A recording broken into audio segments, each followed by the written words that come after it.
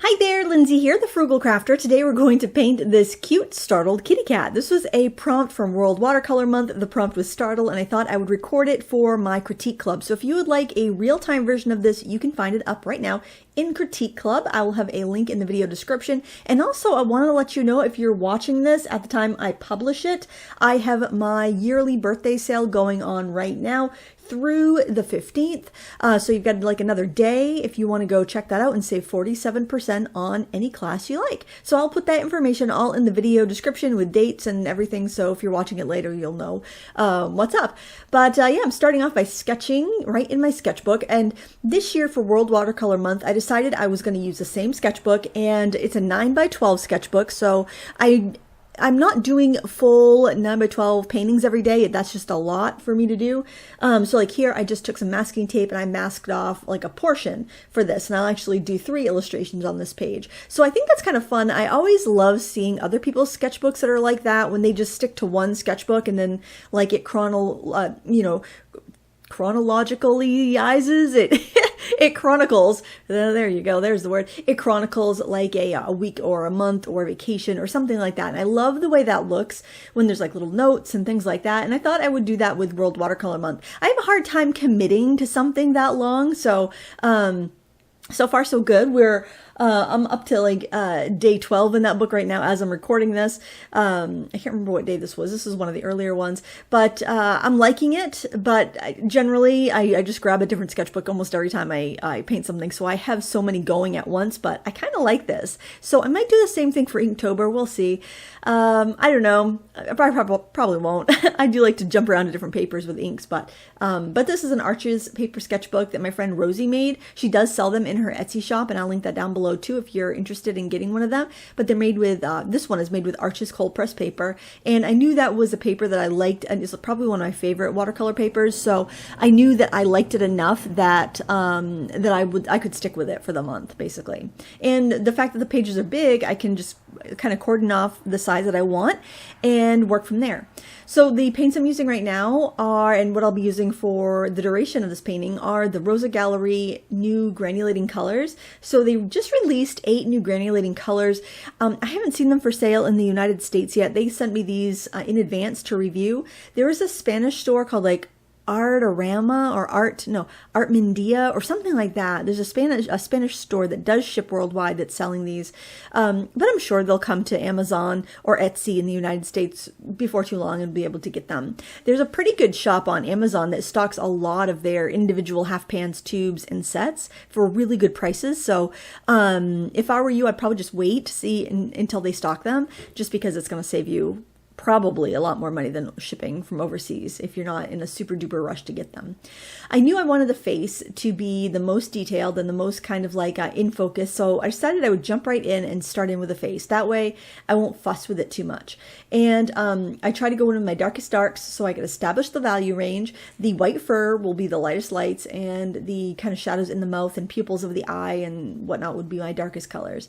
Now it's very humid, so I do use my heat tool from time to time to dry things, as long as I am not waiting, like trying to see some granulating effect. Like in the background, I wouldn't want to dry that until I have had the paint kind of granulate as much as I wanted it to. Because once you dry a paper, you speed up the dry, or once you use like a hair dryer or a heat tool, once you speed up that drying time, you reduce the amount of granulation, because the granulation happens when you've got that wet paper and the pigment is kind of settling out of its suspension, and that's when you get the most granulation effect. And if you have a rougher paper, you get even more of a granulation effect, because there's more nooks and crannies for the paints to settle out into.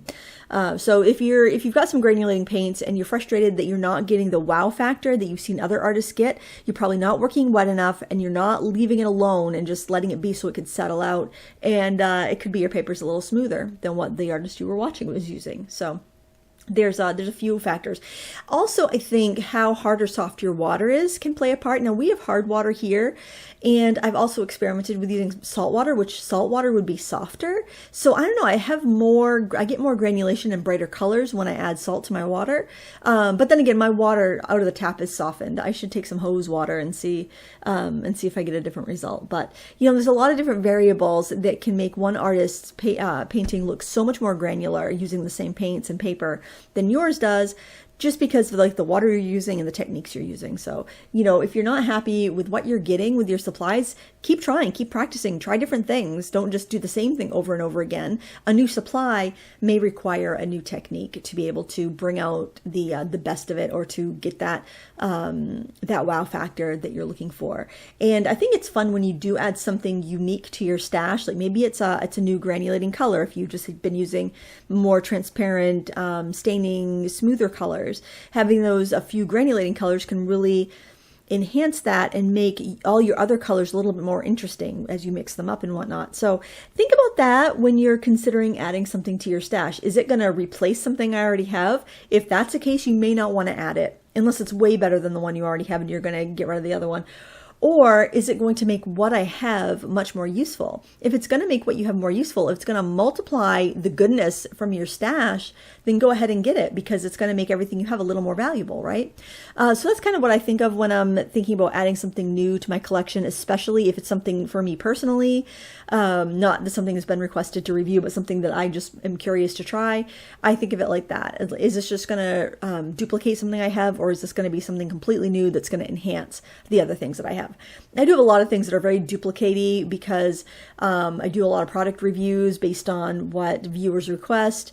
And so, then if I've got 6 people saying, hey, I'm thinking about buying this thing, would you review it? Then I'm probably going to buy it and review it, because if there's that many people asking me, there's probably even more that we're curious about them too. Like the Stabilo Woody pencils. I really didn't have much of an interest in those, but I had so many requests that I bought a set and I reviewed them.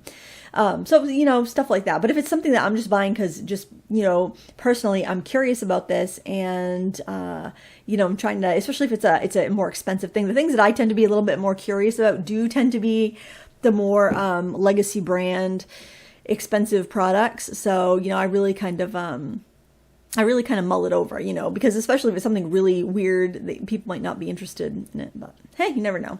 You never know. At least I can use it for my videos, and that's really handy because I kind of get 2 uses. I get personal and professional work out of it. I also recommend drying the back of the paper when you're working in the summer, if it's really humid where you are. Sometimes your paper, you can think, I've let this dry long enough, it will be dry, but it could still be clinging onto moisture and your paper could be warping a bit. And I find when you're in a sketchbook and you're really not stretching your paper or taping it down as thoroughly as you would if you were taping it to a board, drying the back of your paper and the front of your paper really helps even out the tension in that paper and makes it go flatter. So if you're finding your papers warp a lot in your sketchbook, especially if you've got one of the sketchbooks that have the thinner papers, a lot of sketchbooks have a 90-pound rather than a 140-pound watercolor paper. It's really going to help you with the warping and make your sketchbook lay a little bit neater.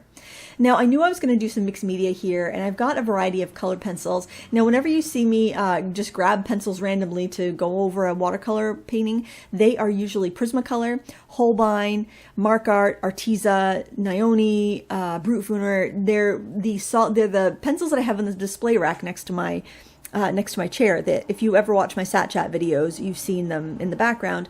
And the reason I use them is because they're waxed base and they're a little bit more opaque versus an oil-based or a more blended pencil that's a little more translucent. And I grab those just because they're handy. They're right there, right? I do like my Prismacolors. They're finicky. I don't recommend them as the best pencils in the world. I would recommend Derwent Chromaflow if you want an opaque, soft pencil that's a really high-quality pencil and you don't want to spend a fortune. That's Derwent Color Soft would be my #1 recommendation, and Derwent Chromaflow is also really good, but I feel like the Color Soft is so close in price to the Chromaflow that the Color Soft is a much better pencil. But they only have the colors on their ends, just a little tip of them, and for my visual, I like to have stuff out in visual. It's easier for me to grab a pencil that's painted the whole way, I guess. So I tend to grab those more often. And I use an electric pencil sharpener, and I don't travel with my Prismacolor, so the leads don't get broken inside. So I don't really have a big problem with leads breaking. That would be my other tip, would be get an electric pencil sharpener for your colored pencils, and just occasionally sharpen a graphite pencil in there to clean it out. But I have a Jarlink one that takes 6 to 8 millimeter pencils, and it will take all my Derwents, all of my Prismacolor, all my budget pencils, every one of them. The only ones it won't take are like the square barreled pencils, or like the huge jumbo, like kids type color pencils. But it's really good. It's a really good product, and it's not very expensive. I think it's under $20 most of the time. But yeah, I like to do that. I think it really adds a lot. And they're taking the tape off so I can see kind of what I'm at. Like, does it feel done? The cat looks very goofy to me, and definitely not as cute as my reference photo there. So I was kind of disappointed with it, to be honest. And I was just trying to see if I could bring it back a little bit, you know. There was a lot of things I ended up changing. Like I fussed around with the highlights in the eyes a bit and making them bigger, making them smaller. I fussed with the feathers at the end. I used some gel pen. I even ended up repainting the background there because it was just too light to begin with. So, you know, whenever you're looking at your work, if you're not happy with it, there's two things that I recommend doing. Either stepping away for a day or two and letting it breathe, and then come back and look at it, and it's probably not as bad as you thought it was. Or do the brave thing that is kind of scary, the thing that you think may ruin your painting. Because if you're not happy with it, well, who cares if you ruin it? If you're not happy with the way it is right now, well, so what if you make a mistake? You know, you're going to learn something, and you might as well learn something on a painting you're not crazy about, and maybe save it and make it something you are crazy about. Rather than just leave it there and have it be something you're not happy with and something that's kind of mediocre. I have to say, I'm not happy with this painting, but I did post it for World Watercolor Month, and I did get some good feedback on it. So I think I'm still remembering the struggle, which is making me look at the painting with kind of a negative emotion. But maybe in a year, I'll think it's super cute. What do you think? You can let me know in the comments below. Don't forget, my birthday sale is on through the 15th, and you can find this up in Critique Club. I'll put all the information in the video description for you. Thank you for watching. Until next time, happy crafting.